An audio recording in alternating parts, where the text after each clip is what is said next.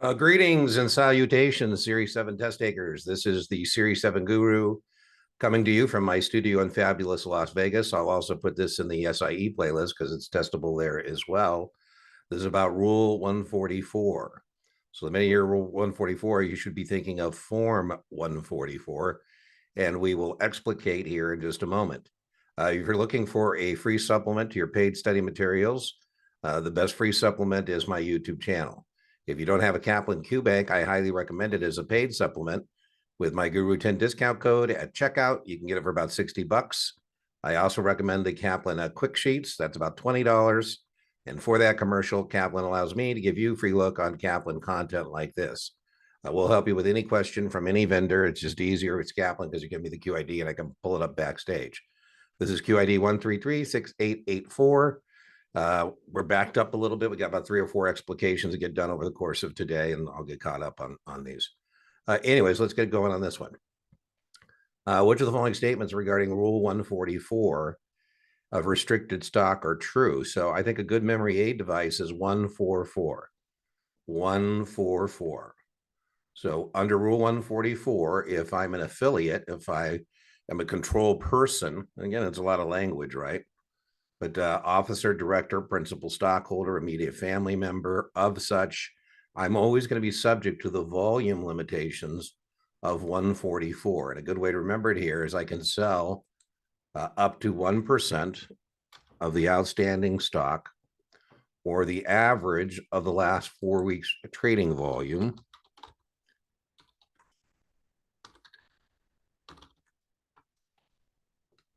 Whichever is greater, whichever is greater. Average last 4 weeks trading volume, whichever is greater.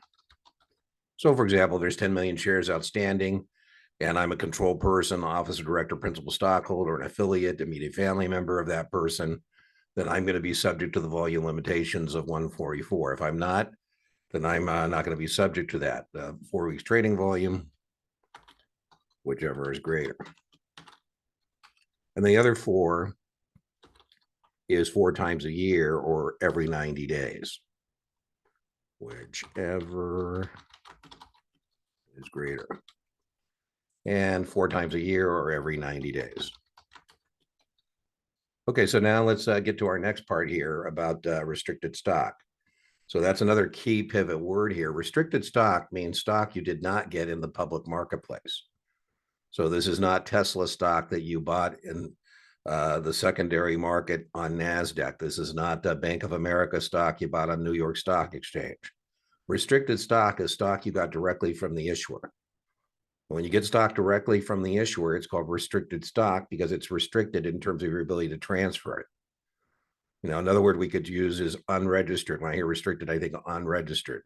Didn't go through the registration process of 33. Now, in the old days, when we had stock certificates, we would put, and we still have stock certificates, if you probably in today's environment, might go through your whole career not seeing a stock certificate, but I assure you they do exist. And in the old days, they would have red letters that said stop transfer. We call that legend stock, and we still sometimes refer to it that way. But you know, in the old days, if you came into my office and you had a certificate, it would have red letters that said stop transfer. And I would say to you, wow, you must have got this directly from the issuer. You know, listen, let's try and get that nasty red legend removed. And then I'm going to say, okay, how long have you held the stock? So when you get stock that's restricted or unregistered directly from the issuer, there is a holding period. That holding period applies to everybody. And that's going to be 6 months. You know, Larry Ellison, when he was invited to sit on the board by his buddy Elon of Tesla to show his support for Tesla as a board member, he went and bought 5 million shares of Tesla in the secondary market. That 5 million shares is not restricted. It's registered. Now, he also, for serving on the board, received stock from Tesla directly from Tesla, another million shares. That million shares that he got directly from Tesla is restricted. All right, so let's go through our answer set here now. Now we give you a brief overview of 144.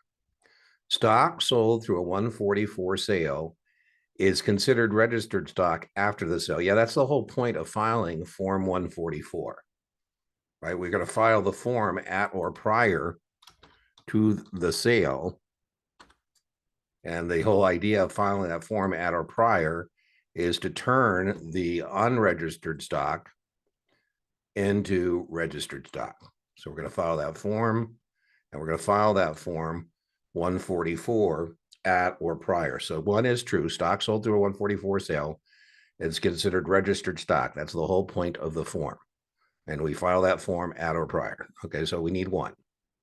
Two, after holding the stock for 6 months, non-affiliates may sell unrestricted. That's indeed true. I use the example of Beyonce. Beyonce was asked to do a concert for this public company. And rather than paying her in cash, they issued her stock. So that she received stock for, coming to sing to them at their uh, meeting. So that stock that Beyonce got is restricted. She got it directly from the issuer, and she's still going to have to hold it 6 months, but now she doesn't have any volume limitations, any other restrictions on selling that stock because she's not an officer, she's not a director, she's not a principal stockholder, she's not an immediate family member of anybody there, right? So 2 is true. 2 is true. The 6-month hold applies to all unregistered stock. So 2 is true. So we need 1 and 2. After holding the stock for 6 months, there are no volume restrictions on affiliates. There certainly is. Affiliates could be like the immediate family members. So, for example, Larry Ellison at Oracle has a daughter named Meg Ellison and a son named David Ellison, and they're movie producers in Hollywood. And they have a large block of Oracle stock as well. And they too are subject to the volume limitations. So it says after holding us, there are no volume restrictions. There certainly are. The volume restrictions, as we said, very testable, are 1% of the outstanding stock, or the average of the last 4 weeks trading volume, whichever is greater, 4 times a year. It makes sense, by the way, because what would happen to the public marketplace for Oracle, for example, if Larry Ellison was allowed to call his broker and say, sell 1 billion shares of Oracle at the market, the public marketplace would crater. And, you're not supposed to disturb the public marketplace because remember, there's a dog. Arr. This dog not only growls, it bites. The SEC is to protect that public marketplace. So 3 is false. 4, Form 144 must be filed at least 10 business days prior. It's got to be filed at or prior. Now, the fancy word for that is no later than concurrently. So 4 is false. So after all that, the end result is that the answer to this question is Roman numeral 1 and Roman numeral 2. And again, you will be subject to our Get Questions on 144 on both your SIE and your Series 7, and I will put it in both playlists. Remember, inch by inch, your exam is a cinch.